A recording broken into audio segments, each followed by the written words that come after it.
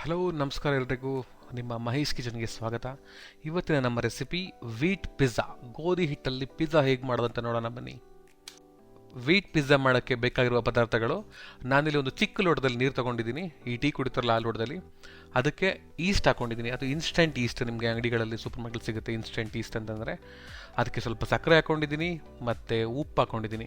ಇದಿಷ್ಟು ಮೂರನ್ನೂ ಹಾಕ್ಬಿಟ್ಟು ಮಿಕ್ಸ್ ಮಾಡಿಬಿಟ್ಟು ಒಂದು ಸ್ವಲ್ಪ ಹೊತ್ತು ಹಾಗೆ ಬಿಟ್ಟರೆ ಅದು ಈಸ್ಟ್ ಬಂದು ಆ್ಯಕ್ಟಿವೇಟ್ ಆಗುತ್ತೆ. ಈಸ್ಟ್ ಆ್ಯಕ್ಟಿವೇಟ್ ಆದಮೇಲೆ ಗೋಧಿ ಹಿಟ್ಟು ಹಾಕ್ಕೊಂಡು ಸ್ವಲ್ಪ ಸ್ವಲ್ಪ ನೀರು ಹಾಕ್ಕೊಂಡು ಸಾಫ್ಟಾಗಿ ಕಲಿಸ್ಕೊಳ್ತೀನಿ.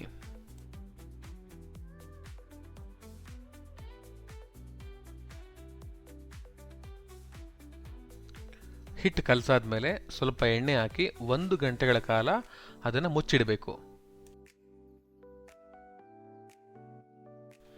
ಈಸ್ಟ್ ಹಾಕಿರೋದ್ರಿಂದ ಅದೇನಾಗುತ್ತೆ, ನಾವೇನು ಕಲಸಿರ್ತೀವಿ ಅದು ಡಬಲ್ ಸೈಜ್ ಆಗಿರುತ್ತೆ. ಅದನ್ನು ಮತ್ತೊಂದು ಸಲ ಕಲಸಿ ಮತ್ತೆ ಮುಚ್ಚಿಡ್ತೀನಿ ಸ್ವಲ್ಪ ಹೊತ್ತು. ನೆಂದಿರುವಂತಹ ಹಿಟ್ಟನ್ನು ಚಿಕ್ಕ ಚಿಕ್ಕ ಉಂಡೆ ಮಾಡ್ಕೊಂಡು ಇಟ್ಕೊಳ್ಳಿ.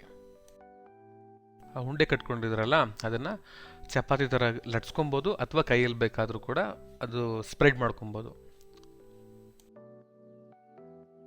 ಪಿಜ್ಜಾ ಬೇಸ್ನ ಸ್ಟ್ಯಾಂಡ್ ಮೇಲೆ ಇಟ್ಕೊಂಡಿದ್ದೀನಿ, ಅದ್ರ ಮೇಲ್ಗಡೆ ಫೋರ್ಕ್ ತಗೊಂಡು ಚುಚ್ಚಿದ್ದೀನಿ. ಆ ಪಿಜ್ಜಾ ಬೇಸ್ ಮೇಲ್ಗಡೆಗೆ ಪಿಜ್ಜಾ ಸಾಸ್ ಹಾಕ್ಕೊಂಡಿದ್ದೀನಿ. ಸಾಸ್ ಹೇಗೆ ಮಾಡಿದ್ದೀನಿ ಅಂದರೆ ಟೊಮೊಟೊ ಕೆಚಪ್ಗೆ ಮಿಕ್ಸ್ ಹರ್ಬ್ಸು ಮತ್ತು ಚಿಲ್ಲಿ ಫ್ಲೇಕ್ಸ್ ಹಾಕ್ಕೊಂಡು ಪಿಜ್ಜಾ ಕೆಚಪ್ ಮಾಡ್ಕೊಂಡಿದ್ದೀನಿ. ನಾನು ಇಲ್ಲಿ ಏರ್ ಫ್ರೈಯರ್ ಉಪಯೋಗಿಸಿ ಪಿಜ್ಜಾ ಮಾಡ್ತಾಯಿದ್ದೀನಿ. ಇಲ್ಲ ಅಂತಂದರೆ ನೀವು ಪ್ಯಾನ್ ಯೂಸ್ ಮಾಡ್ಬೋದು. ಪ್ಯಾನ್ ಯೂಸ್ ಮಾಡಿ ಕೆಳಗಡೆ ಉಪ್ಪು ಹಾಕ್ಬಿಟ್ಟು ಮೇಲ್ಗಡೆ ಒಂದು ಸ್ಟ್ಯಾಂಡ್ ಥರ ಇಟ್ಟು ಅದ್ರ ಮೇಲ್ಗಡೆ ನೀವು ಪಿಜ್ಜಾ ಒಂದು ಪ್ಲೇಟ್ ಒಳಗಡೆ ಹಾಕಿಡ್ಬೋದು. ಪಿಜ್ಜಾಗೆ ಇವಾಗ ಸ್ಟಫಿಂಗ್ ಹಾಕೊಳ್ಳೋಣ. ನಾನಿಲ್ಲಿ ಮೊಜರೆಲ್ಲಾ ಚೀಸ್ ಯೂಸ್ ಮಾಡಿದ್ದೀನಿ.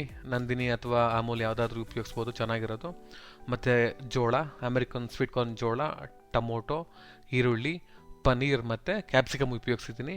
ಇದನ್ನು ಪಿಜ್ಜಾ ಮೇಲ್ಗಡೆ ನೀಟಾಗಿ ಹರಡ್ಕೊಳ್ಳಿ ಎಲ್ಲನೂ.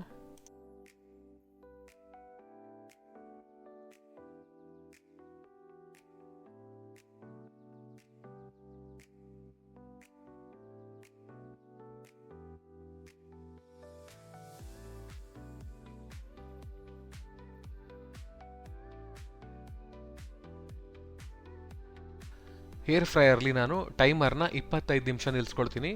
ಮತ್ತು ಟೆಂಪ್ರೇಚರ್ ಬಂದು 160 ಅಥವಾ 170 ಡಿಗ್ರಿ ಸೆಲ್ಸಿಯಸ್ನ ನಿಲ್ಲಿಸ್ಕೊಂಡಿದ್ದೀನಿ. ನಿಲ್ಲಿಸಾದ್ಮೇಲೆ ಈ ಪಿಜ್ಜಾ ಏನು ರೆಡಿ ಇಟ್ಕೊಂಡಿದ್ದೀನಿ ಅದನ್ನು ಒಳಗಡೆ ಇಡ್ತಾ ಇದ್ದೀನಿ.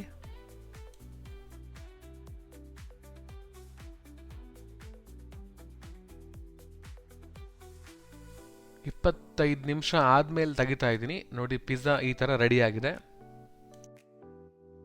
ನೀವು ನಿಮ್ಮ ಮನೇಲಿ ಟ್ರೈ ಮಾಡಿ ಹೇಗಿದೆ ಅಂತ ಕಮೆಂಟ್ ಸೆಕ್ಷನಲ್ಲಿ ಹಾಕಿ.